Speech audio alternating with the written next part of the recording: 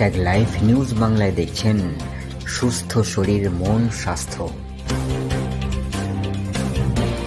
কুকুর হোক কিংবা বিড়াল অথবা শিয়াল, এই ধরনের প্রাণীদের কামড় বা আঁচড়ের পর ভ্যাকসিন নেওয়ার ক্ষেত্রে যদি কোনো কারণে দেরি হয়ে যায়, কেউ যদি দেরি করে, আমাদের সাজেশন হচ্ছে যত দ্রুত সম্ভব।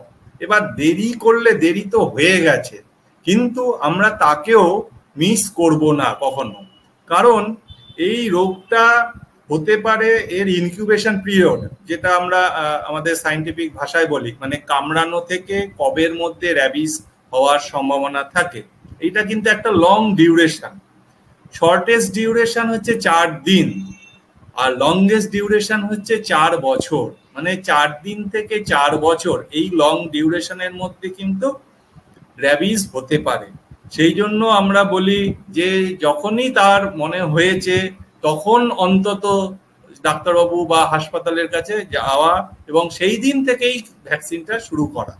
এমন নয় যে 10 দিন হয়ে গেছে, 15 দিন হয়ে গেছে, আর ভ্যাকসিন নিয়ে কি লাভ, সেইটা নয়। যখন মনে পড়ছে তখন থেকেই তার শুরু করা উচিত। হ্যাঁ, তবে অতি দ্রুত শুরু করলে আমরা যেটা বলি, ভ্যাকসিনের যে অ্যাকশন, একটা ভ্যাকসিন দেওয়ার সঙ্গে সঙ্গেই তো তার অ্যাকশন শুরু হয় না। ভ্যাকসিনটা কাজ করতেও স্টার্ট হয় মোটামুটি ভাবে 6-7 দিন পর থেকে। তাহলে সেই সময়টা কিন্তু বেড়ে যাচ্ছে। সেই জন্য আমরা বলি যে যখনই, এবং এটা যদি ডে 1 এ নেওয়া হয় ভালো।